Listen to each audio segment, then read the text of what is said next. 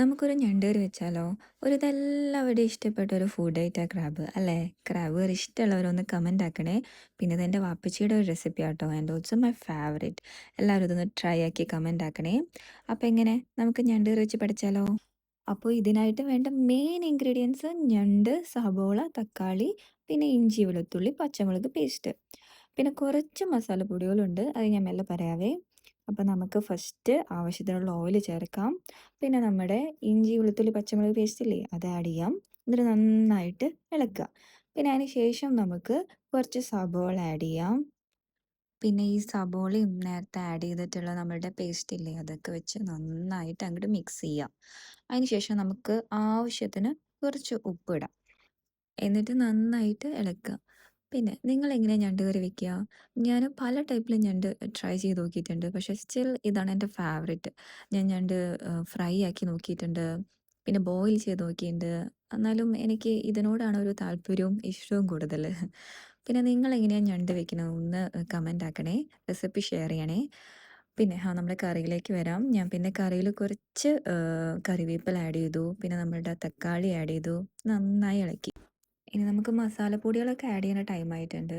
അപ്പോൾ നിങ്ങൾ നിങ്ങളുടെ ഇഷ്ടത്തിനനുസരിച്ചിട്ട് മസാല മെഷർ ചെയ്ത് ആഡ് ചെയ്യുക. ബിക്കോസ് ചിലർക്ക് സ്പൈസിനെസ് കൂടുതൽ വേണം, ചിലർക്ക് കുറച്ച് സ്പൈസി മതി. അപ്പോൾ നിങ്ങൾ അതനുസരിച്ചിട്ട് മെഷർ ചെയ്ത് ആഡ് ചെയ്യുക കേട്ടോ. ഞാനിപ്പോൾ ഇവിടെ ആഡ് ചെയ്തിട്ടുള്ളത് 1 സ്പൂൺ മുളക് പൊടി, പിന്നെ 3 സ്പൂൺ മല്ലിപ്പൊടി, പിന്നെ മഞ്ഞൾപ്പൊടി, പിന്നെ കുറച്ച് ഗരം മസാല, പിന്നെ കുറച്ച് കുരുമുളക് പൊടി. ഇത്രയും ഞാൻ ആഡ് ചെയ്തിട്ടുള്ളത്. പിന്നെ ഈ മസാലയൊക്കെ ഇട്ട് നന്നായിട്ട് അങ്ങോട്ട് ഇളക്കുക. ഒരു 5 മിനിറ്റ്സ് നല്ലപോലെ ചെറിയ തീയിലിട്ടിട്ട് ഇത് നന്നായിട്ട് ഇളക്കിയെടുക്കണം. ഈ സബോളയും ഈ മസാലയൊക്കെ വഴന്ന് ഒരു പച്ച സ്മെല്ലുണ്ടാവും. അത് പോണ വരെ നല്ലപോലെ വഴറ്റിയെടുക്കണം. ദേ കണ്ടോ? ഇതുപോലെ നന്നായി വഴറ്റിയെടുക്കണം. എന്നാലേ നല്ല കറിക്കൊരു ടേസ്റ്റ് ഉണ്ടാവുള്ളൂ. ഇനി നമുക്ക് ക്രാബ് ആഡ് ചെയ്യാനുള്ള സമയമായിട്ടുണ്ട്. അപ്പം നന്നായിട്ട് കഴുകി ക്ലീനാക്കി വെച്ച ക്രാബ് ഇതിലേക്ക് ചേർക്കാം. എന്നിട്ട് നന്നായിട്ട് നമുക്ക് ഇളക്കാം. ഈ മസാലയൊക്കെ ക്രാബിൽ ചേർത്ത് നന്നായിട്ട് മിക്സ് ചെയ്തെടുക്കുക.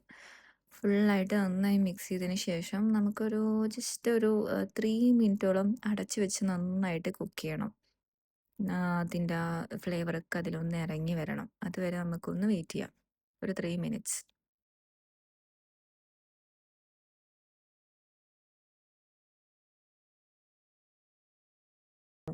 ദേ 3 മിനിറ്റ്സ് കഴിഞ്ഞ് പിന്നെ നമ്മൾ തുറന്ന് നോക്കുമ്പോൾ ഇതായിരിക്കും അവസ്ഥ. നല്ലപോലെ ക്രാബിൽ നല്ല മസാലയൊക്കെ പിടിച്ചിട്ടുണ്ടാവും. ഇനി നമുക്ക് കുറച്ച് വെള്ളം ആഡ് ചെയ്ത് കൊടുക്കേണ്ടി വരും. അപ്പോൾ കുറച്ച് ഹോട്ട് ഒരു ഗ്ലാസ് മതിയാവും. അത്രയും വെള്ളം ചേർക്കുക. ചൂടുവെള്ളം ചേർക്കണേ. എന്നിട്ട് നല്ലപോലെ മിക്സ് ചെയ്തെടുക്കുക. ഈ ക്രാബിൽ ഈ വെള്ളവും എല്ലാം കൂടി മിക്സാക്കി നന്നായി എടുക്കുക. ഇനി നമുക്ക് ഇതിലൊരു പുളിക്ക് വേണ്ടി ചെറിയൊരു കഷ്ണം പുളി ആഡ് ചെയ്യണം. കുടംപുളി ആഡ് ചെയ്യണം. നിങ്ങളുടെ നാട്ടിൽ കുടംപുളീനെ എന്താ പറയാന്നൊന്ന് കമൻറ്റ് ചെയ്യണേ. ദാ ഈ ഒരു ചെറിയൊരു കഷ്ണം കുടംപുളി ഞാൻ ആഡ് ചെയ്യണതേ. വളരെ ചെറിയൊരു കഷ്ണം എടുത്താൽ മതിയേ. എന്നിട്ട് നന്നായി അത് ഇട്ടിട്ട് നന്നായിട്ട് മിക്സ് ചെയ്തെടുക്കുക. എന്നിട്ട് വീണ്ടും അടച്ച് വെച്ചിട്ട് ഒരു 5 ടു 10 മിനിറ്റ്സ് ഒന്ന് കുക്ക് ചെയ്തെടുക്കണം. അതിൻ്റെ ഇടയിലൊന്ന് തുറന്ന് നോക്കണം.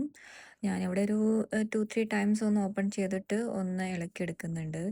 അപ്പോൾ കുറച്ച് ചാറോട് കൂടിയിട്ട് നിങ്ങൾക്ക് സെർവ് ചെയ്യണമെന്നുണ്ടെങ്കിൽ ഇവിടെ വെച്ച് സ്റ്റോപ്പ് ചെയ്യാം. അല്ല അത് നന്നായി വറ്റിച്ചെടുക്കണമെന്നുണ്ടെങ്കിൽ ഒന്നുകൂടെ നല്ല വറ്റിച്ച് നല്ല ഡ്രൈ ആക്കി എടുക്കാം.